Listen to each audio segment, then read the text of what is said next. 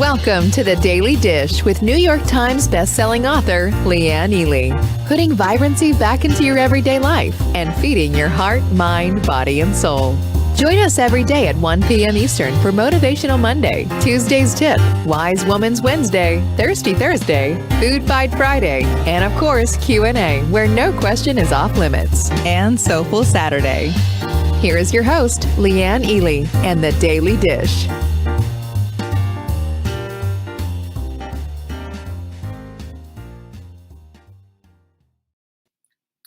Hello, lovelies! I had to have my glasses off because I'm steaming up here. I should have put my hair up. It's too hot for this, but oh well. Anyway, hello. It's good to see you. Catherine, Darla, Erica is in the house. Samantha, Lizzie. Good to see you. June, Darla. I already said hello to Darla. You get it twice, Darla. Martha, Kathy. Lovely to see you all. Thanks so much for popping on by and saying hello. Vanessa, you too. Oops. I'm supposed to be off the shoulder here. This is my, I'm too hot. I can't stand it all right now. Anyway, thanks so much again for showing up. And guess what? Today we're going to really unload this whole idea of creating and having skills. Got some pretty neat stuff for you. I'm pretty excited about that. Sharon's here. Jackie's here. Melissa's here. Hello, Noreen. And thank you, whoever said I look so pretty. Thank you for that. My hair done yesterday. So, I mean, I'm back. The roots are subsided a little bit. So funny. Brenda's here. Hello, hello. And Brenda just said she's 2 pounds down. What do you know? How does that work? Fabulous. I know, Brenda. I know you've got this. You've got a fire underneath you. If you saw yesterday's show, we talked about that whole thing, about that whole impetus thing, you know, we did. We talked a lot about that. I'm proud of you. And yes, thank you, Vanessa. You're so sweet. Anyway, it's so exciting to have you all here. Today, of course, we're getting ready for the sprint on Monday or the Vibrant Body Detox, whichever one your little heart's desires, or if you're a master of both, you know what you can do? You can do both. That's what Sarah's doing. She's kind of making them both work. Just use the Vibrant Body Detox recipes. That's all. And use your Vibrant Body Detox supplement as well. It'll work. I promise you it will work. So it's going to be fun. I can't wait to see everybody's results. And, you know, if we take the lesson that we learned about really creating amazing habits and what we can do to make them stick really fast. Remember, the third one is when you pull the trigger, it's that whole thing of massively high-fiving yourself and being really proud of yourself. Don't just say, hey, I did it, yay, and just type it all in. You know, hi, Doris. You don't want to do that. You want to, do it. You want to go look yourself in the mirror and say, yes, I did it. High five. You know, I'm amazing. Those are the kind of things that we need to do. And I know it seems a little bit, you know, dancing like nobody's watching, but so who cares, right? Who cares? I don't. You know, as a matter of fact, I really strongly suggest you employ that tactic. If you can take something like this and have it become a habit in just a few days, you know, it's worth trying that, I say. Anyway, enough of that. We are almost all packages have gone out by now. We have everything, almost everything in house. So very excited about that. We had a little heart to heart with our manufacturer and said, hey, you know, dudes, wake up and smell the coffee. This is what we need to have happen. Hey, Marianne, Carla, and Angie, and Margot. Yes, everybody's coming into the house. I love this. It's so good to see you. Who else did I just see? There's Sarah. 3 challenges at once. Oh, and Get Strong. That's pretty exciting. You know, it's doable. And, you know, I think oftentimes Melissa's in the house too. I didn't see you, Marianne. A lot of times we think it's not doable. But if you look at the way we construct these whole things, they're massively compatible. We're always using the same food principles. We're just adding in a little bit of a focus here and there. So yeah, you can do them all. And we're going to talk about that. We're going to be talking about skills. If you ever heard of this guy, Tim Ferriss, he wrote the 4-Day Work Week and He wrote a couple of other books as well too. I've gotten all his books and read them all. He is so crazy. Yes, it is not pre-recorded. By the way, tomorrow will be pre-recorded. I thought today was going to be, but it is not. It isn't. I had my dates mixed up, sorry. So I'm here in person. Anyway, so this is something that Tim Ferriss is really an interesting character, and he taught us something and how to undo what we typically think of human learning. And that's kind of been this whole theme this week, because we did that a little bit with BJ Fogg. We've done that a little bit, yesterday when we were talking about, everything that we were talking about there with wise women connecting the dots and making it click. Hi, Diane. And look, I'm using your pretty cup today. Hi, Lynn. Margot. So fun. Anyway, so I think you're going to really enjoy what I have to say today when I take apart some of Tim Ferriss's things. And, I also, if you've been watching the Olympics and you saw, of course, that, why can't I think of her name right now? I mean, she's all over the news, our little gymnast who has bowed out because of, people are just so awful. Have you been seeing Simone Biles? Thank you. Have you been seeing some of the crap that people have been saying about her? I can't understand this. There's this whole cruelty dynamic out there right now. And it just makes me sick. Anyway, I say we support her. Women, we need to start supporting women. I was reading this morning an article. It was very interesting about how dangerous the sport of gymnastics is, and how if you're not right on top of your game, how you can really hurt yourself. And they said somebody lesser than Simone Biles would have probably had a catastrophic fall and probably broken a neck. Lizzie, you're right. It's so much of a shame. People do feed on drama, and they also feed on cruelty. I'm convinced. I've seen too much of this. There's something on my screen. I've seen too much of it, and I don't understand this whole need to shame, degrade, and bring people down, and it's just awful, awful. So I say we hold her up in prayer. We hold her up in prayer. And, she was one of the ones that Larry Nassar, pedophile child pediatrician that was on all the teams, he molested her. And it took her a while before she finally came out and said, yeah, I was one of them too. So you think about this, you think about the damage, you think about what it takes to become an athlete of that caliber anyway, and we don't allow for them to be human. Yeah, extraordinarily low vibe, Sharon. You're so right. Margot says she's so proud of her. That's right. She's so proud of her. I am, and I stand in solidarity. And I think as women, there's a lesson there for us to understand that we need to stand in solidarity with each other. We have to have each other's backs. And we do here in our little community. Maybe it's just a nanosecond or a microcosm of a bigger community, but how sad it is when we, basically kill our young and eat them. It's what it is. And anyway, it just broke my heart. I saw some of the clips of some of the awful things that people were saying and some of the nasty things that were being written about. And boy, people just really, really need to take a minute and examine their hearts. How do they get so hard and so mean? It's pretty sad. Anyway, that's that. So get ready for whatever it is that you're doing on Monday. Okay. Can we just be planned and ready for this and pinkies up this whole thing coming up? I say we do, because you know what? Here's something else, girlfriends. We have grit, not quit, right? We don't quit, and when I say this too, and putting it in with Simone, she didn't quit. She didn't quit.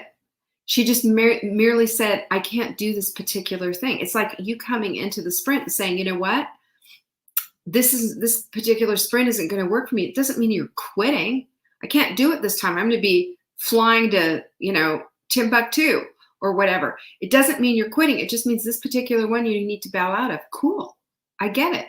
You're probably still going to take the principles with you, aren't you? But you're just not going to be participating as much. That's exactly what she did, you know? Anyway, I'm done talking about that whole thing. But let's be these women. We have 7 days coming up to absolutely crush this sprint, to crush the Vibrant Body detox, whatever it is that you're doing. But I'm telling you what, you have it inside of you, and I'm going to prove it to you right now. I'm going to prove it to you and prove to you what the human spirit contains. I'm going to use Tim Ferriss as an example. And just so you know, he's not a super athlete. He's not any of these things, but he shows and proves with the Tim Ferriss experiment that you can do a whole lot more if you know how to break things down and how to go about doing it. Skills, we all need some kind of skill. We all have some kind of skill. I learned that myself when I was starting to write, when I was first very intimidated by it.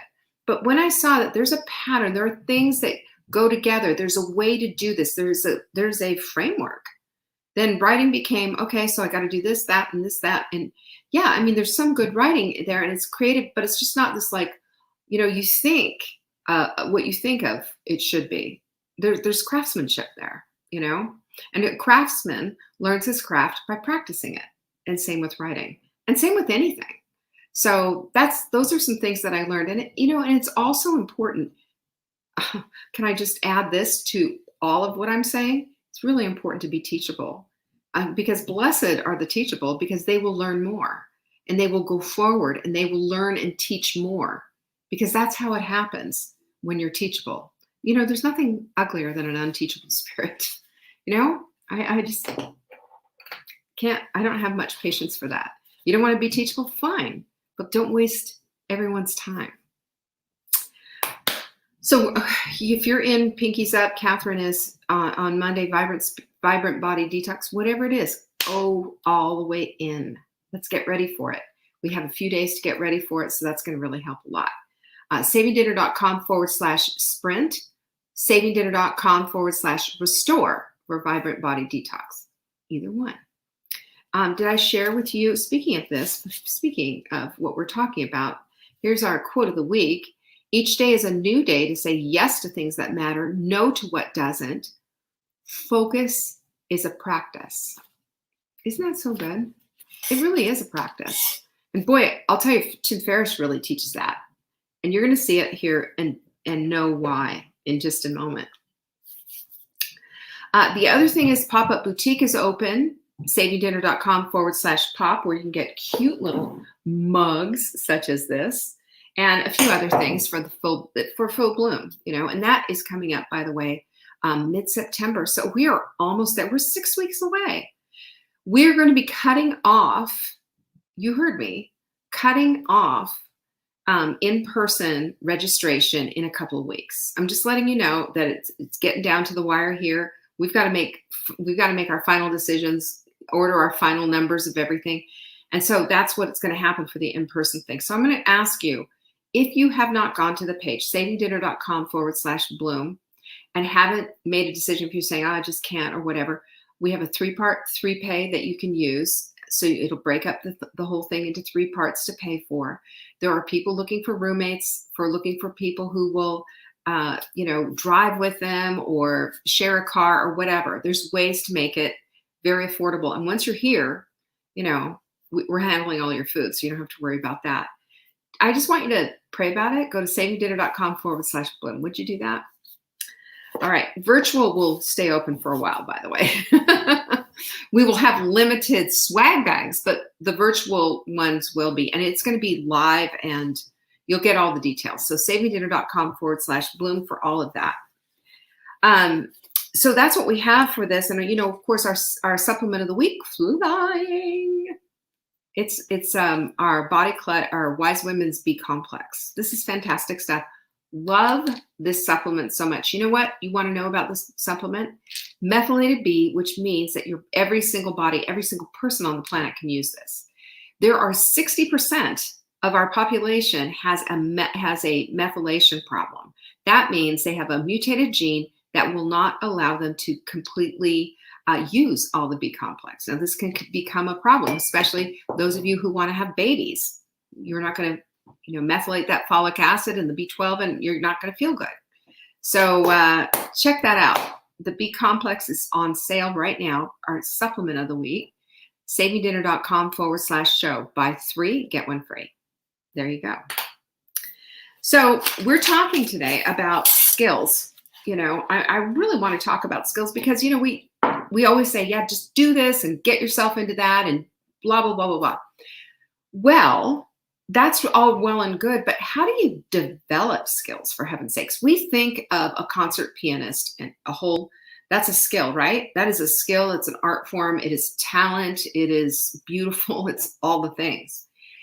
People who sing, artists, we think about people who have done, in Japan, if you're a sushi chef, that's going to take you years and years of learning as well. Well, Tim Ferriss, like I said, he's an author, and if you can look him up, it's Ferriss, Ferriss. Tim Ferriss, but burst into the scene probably, I want to say, early 2000s, called the 4-Day Work Week, and it's basically how he is able to ferret his work into just 4 days and how he does it. I mean, everybody read it who was in an online business many years ago, and it was just like, oh yeah, this guy's like amazing. He's making money while he sleeps, and blah blah blah, whatever. Or laptop, kind of a laptop lifestyle. Go anywhere you want as long as he had an internet connection. Well, that's pretty commonplace now.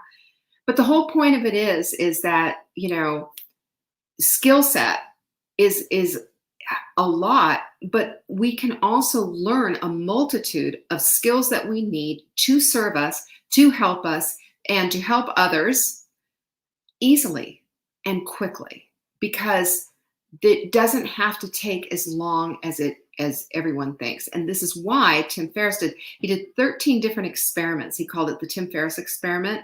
I think he even had a TV show or did a special or a documentary on it or whatever.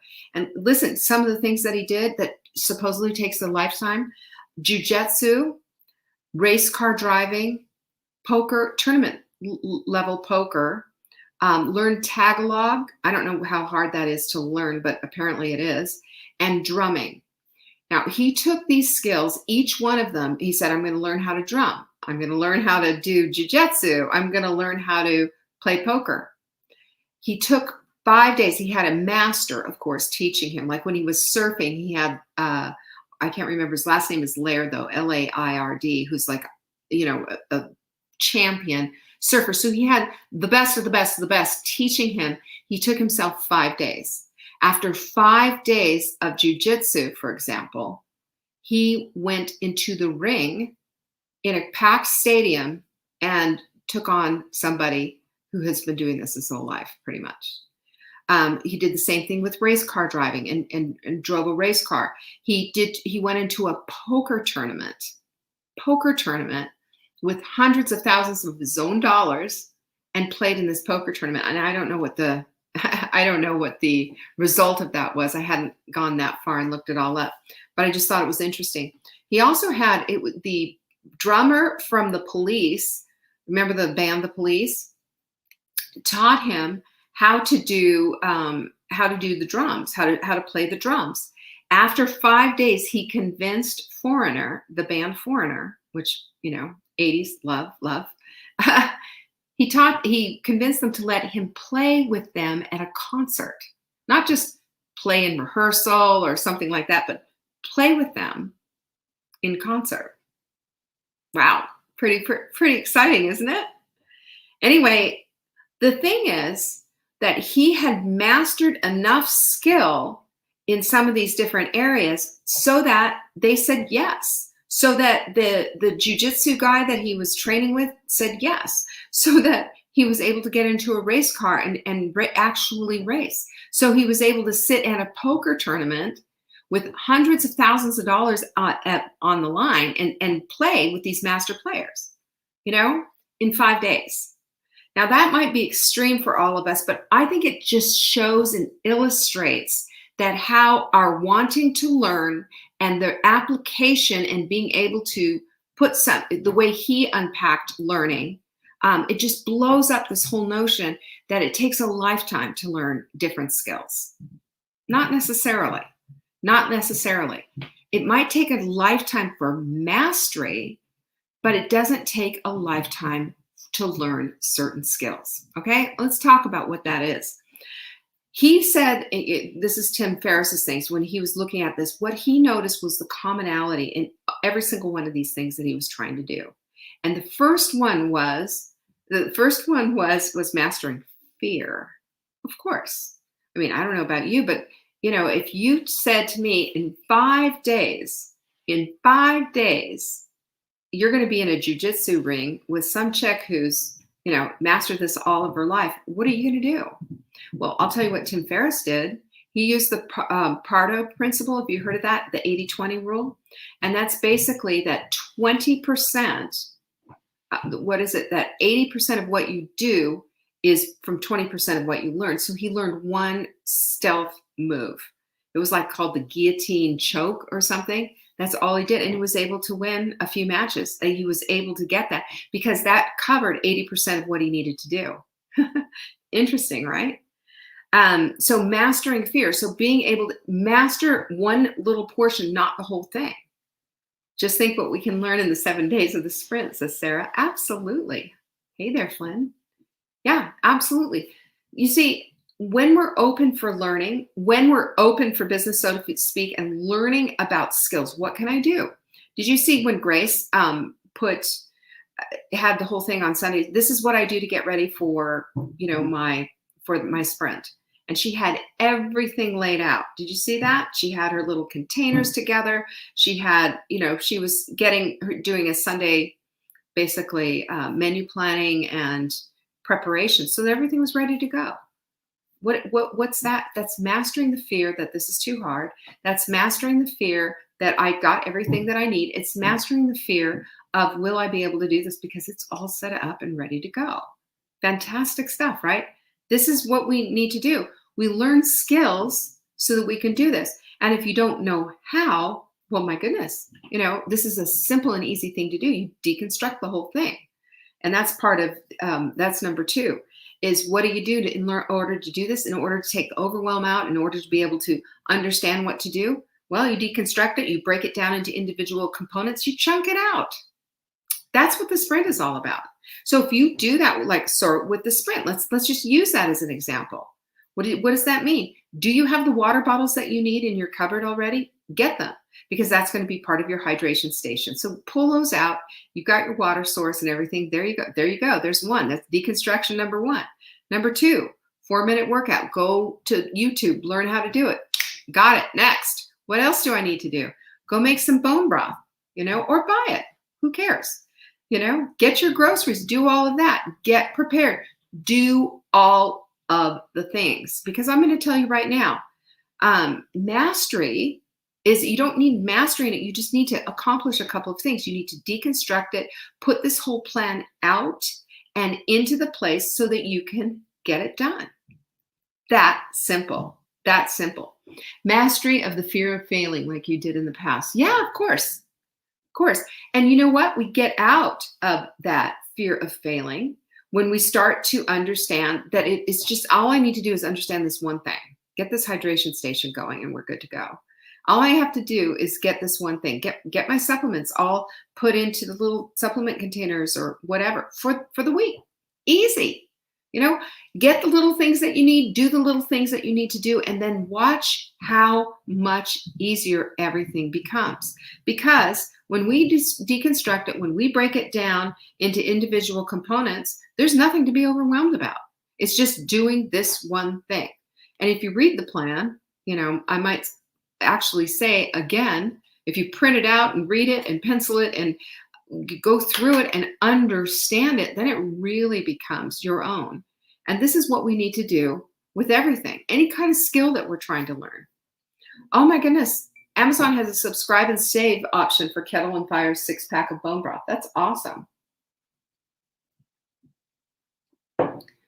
Then number 3 is you got to find your 20%. Remember what I said, the Pareto principle, 80% of your results stem from 20% of your actions. That's what was done with the jujitsu, the guillotine choke, whatever that is. I don't think I want to know what that is, you know? But it's true. Have you noticed that? That what you work the hardest on and everything, and I would say it's true in my business, you know? We, out of 100% of our customers, 20% of them are really active in doing things. Same thing in our Hot Milk Sprint group. Go look in there, you know? Not snacking is your 20%. That's a good one, Sarah. Isn't that a good one to learn though? But that's how it is. I'm 80%. If you really apply put in the effort, at least 20%, for the 20%, the 80% follows. It's just that simple. Number 4 is mastery goes beyond the 80-20, but for most things, this will work. Now, Sarah, you'll love this one. So this guy, Stephen Kotler, has a book. He had the book called, what was it called? The Rise of Superman. Yeah, really good book. And one of the things that he said in there, he said for the 80-20 rule, he said, I need to understand legalese, because for some of the clients that he was dealing with and what have you, and he needed to understand legalese. He's not a lawyer. He said, so the 80-20 rule for me is good enough so I could understand the legalese. He said, however, if I'm going to hire a lawyer, I want them to have mastery. Amen. So same here, if you want me to coach you, which I'm not coaching clients right now, but if you wanted me to coach you, you would want, somebody who has understood and, has the background that I have and the years that I have and what have you. You're looking for that kind of expertise. You're not just looking for a book, you're looking for expertise. Mastery comes in different forms, and we don't have to, and this is the truth, master absolutely everything. We just need to get good enough and then even excellent at just a few things, because that's the needle mover. How about that? Have you ever given yourself that kind of grace? Have you ever said it's okay, you don't have to be perfect? Because that's what, mastery is great, but getting really good is excellent. Mastery isn't perfection, but I think oftentimes we confuse perfection with mastery. So, just these are just my thoughts of this whole thing and just how this all fits in, because oftentimes it's this idea of mastery, this idea of everything having to be in a row and everything having to be perfect that stops us from even doing the smallest thing so that we can have success in the smallest things, like the sprint, 7 days. Number 5 is grit was what keeps you going. Did you know that? Not quitting. And this is how we train the overwhelm out. Because here's the thing. We're always going to be overwhelmed with something that's brand new. Always. Do you remember, I don't know how many of you did this, but I remember homemaking and I remember sewing with my mom and learning how to sew. And, the bias of the fabric and laying down the pattern and having to cut it out and, doing it right versus whatever. It was an overwhelming experience. Who did I need to be perfect at this? I just wanted it done. I was trying to make a summer dress, and so I got the summer dress done, and I did it sort of my way. And it wasn't really well done if you looked on the inside of it, but it was good enough. It got the job done. And then my 8th grade home ec teacher, I'll never forget her, Miss Davis. She had a mustache, by the way. And she looked at me with her cigarette breath and said, "What's this?" with the gym bag. Because I was like, good enough, get it done. It looked fine, but she turned it inside out and gave me a C-. And what's interesting is that when we do this to our children, when we do it to that was it. I was done sewing. I said, I'm not sewing again. If somebody's going to grade me on that, it was good enough. I wasn't there to master sewing. I was there to make something. And that's good enough. That's good enough. That's actually even excellent, but not from a seamstress point of view. So, again, you got to figure out what it is that you want to do. And also, may I just say to all of you parents and grandparents out there, be careful what you say. Be careful what you say. Don't necessarily need to turn everything inside out and then grade it like that. We want to encourage. We don't want to make people say no. So I thought that was really interesting, that whole thing. So he learned some lessons. So these are Tim's lessons that he learned along the way that I thought were good, really good stuff. There are two parts to self-improvement. The first one, of course, is achievement. Yeah, don't we all like a little achievement? It makes us feel good, high five, the whole bit. And he said, but oftentimes what happens with people who are in self-improvement and they're just going the extra mile, they're working themselves to the bone, they're crazy, excelling at everything that they do, and they're left empty and constantly seeking, and something's amiss. And it was really interesting what he said. And he said it's because the other 50% should be gratitude. Gratitude. This is how we stoke the fire of well-being, by the way. Gratitude gives us that opportunity to not isolate, to not stay away from, to not be, just saying that I'm not good enough. Gratitude won't allow you to do that. Gratitude says, open your eyes and see all that you have. Gratitude opens up our beautiful selves and helps us to see things better, doesn't it? I think that's an important thing, because with all this emphasis on achievement, I mean, look at little Simone Biles, right? With all this emphasis on achievement and taking our eyes off, I read the article, she said she had the twisties. Do you know what that is? She couldn't, if you have the twisties, you lose your bearing and you don't trust your body. And that's how you have a really serious accident. We all have that. We all have the twisties in some part, don't we? We all have it where we don't quite trust ourselves. We don't quite feel this. So if it's all about achievement, we can't be in the place of the enjoyment. And gratitude stokes enjoyment. Gratitude feeds enjoyment. Gratitude gives us an opportunity to have happiness and love and joy in our life and not be isolated unto achievement.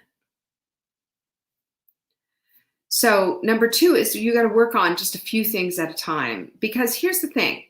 If we work on everything at one time and we're just like balancing, you remember I've used this before. My mother used to say that I was like on Ed Sullivan. If anybody remembers the Ed Sullivan show, they always had, some kind of almost circus act.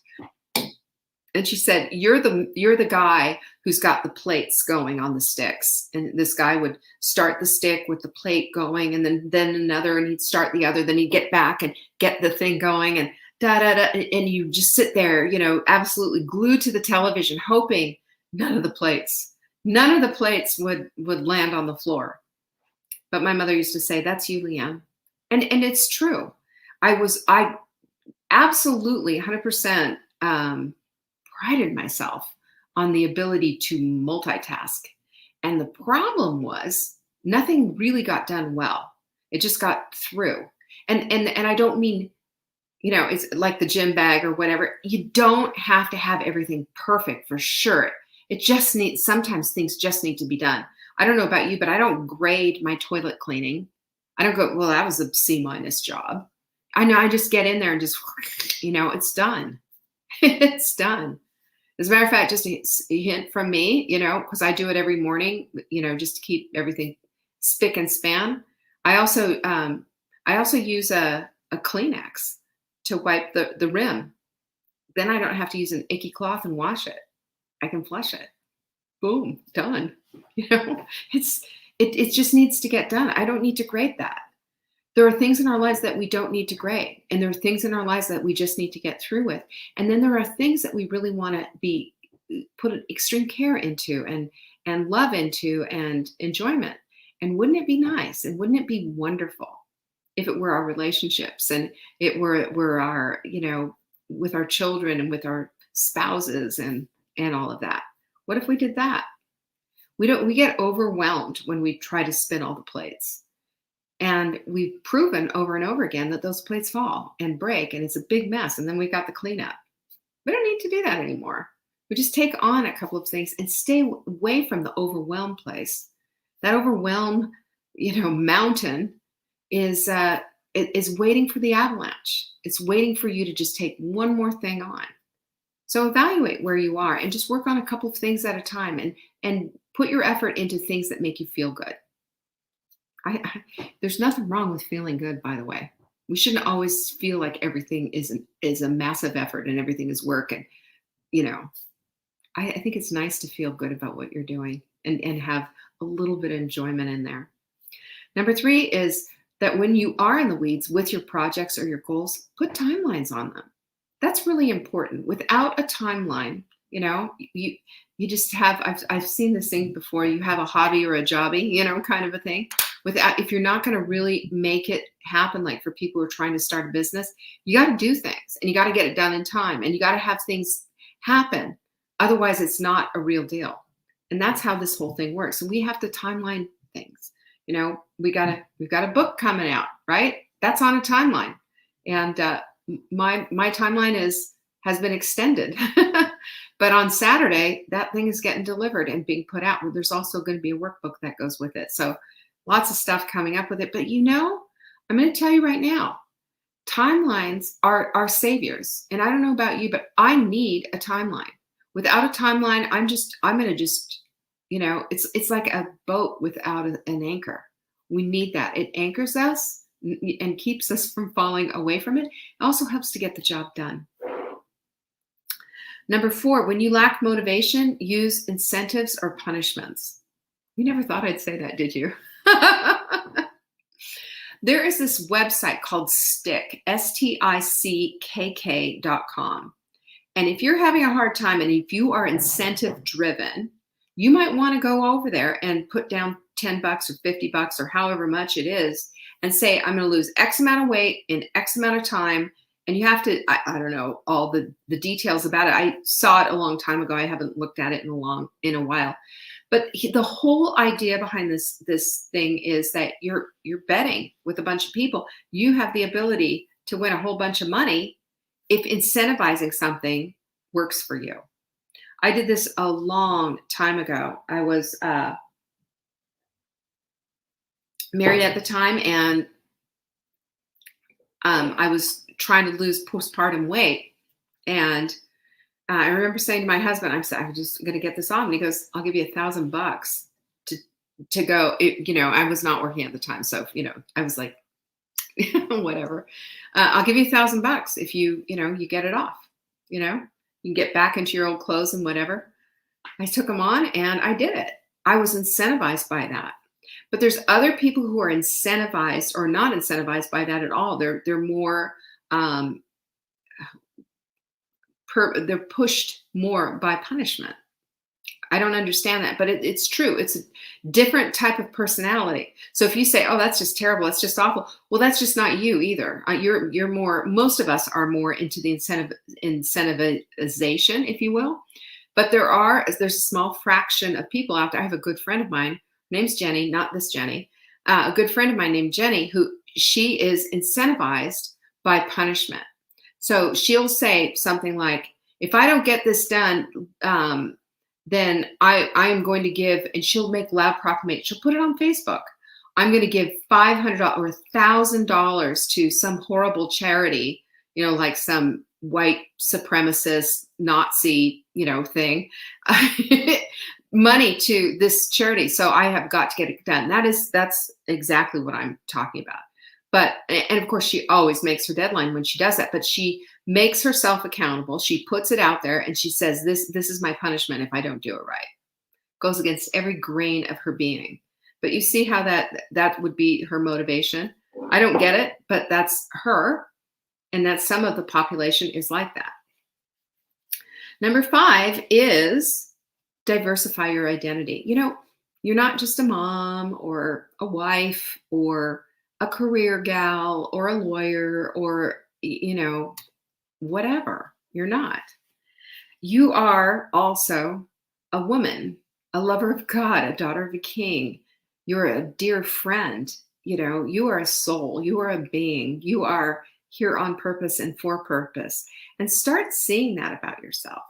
Start seeing the purposefulness in who you are and being here. It's not just about your role.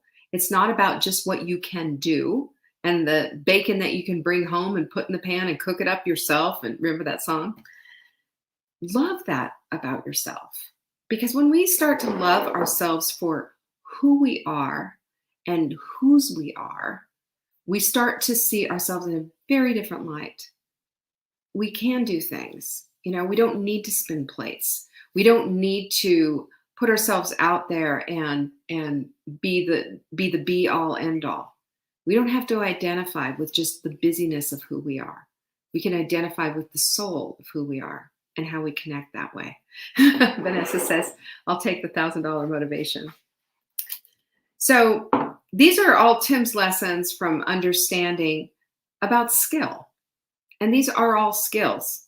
And there's takeaways from those skills. So as we go into this week, this next week, and on Monday, as we get ready to start these challenges, I'm going to really ask you to dig deep into the skills and be focused on the things that you need to be focused on. Allow the things that don't need to have so much focus. Allow one of those plates to come down off the stick and be stacked. Yeah, it doesn't need to come crashing down. And give yourself the opportunity to become and to be the very best that you can be, the most excellent that you can be. Identify yourself as who you belong to, and not so much all the roles that you handle. When we see ourselves in the eyes in which God sees us, and He sees us, He says that we are the apple of His eye. That's pretty astounding. And we understand that we're here on purpose and for purpose, and that we have all these different things going on. Don't think for a minute that He doesn't care about those details, and that He doesn't care about your weight, or He doesn't care about your anything. He cares about all of it. He cares about what you care about. And as we get into all of this and we start understanding that our skills are important, but so is our being, then we can rest in that and stop pushing quite so hard and start resting in the greatness of not just achievement, but also gratitude for what we have. What do you think of that? I think that's helpful. That's what I think. Well, tomorrow, I promise, will be recorded, okay? And the Friday surprise that I have will not be there tomorrow. It'll be here next Friday, okay? Take it easy. I will see you then tomorrow anyway, and I'll see you live for Soulful Saturday. Peace be with you. Thanks for watching. You can find us on YouTube on the Saving Dinner channel or on the Saving Dinner Facebook page. Check back daily for new episodes, Monday to Saturday at 1 p.m. Eastern. If you missed the live show, you can watch the replay. Until next time, pinkies up.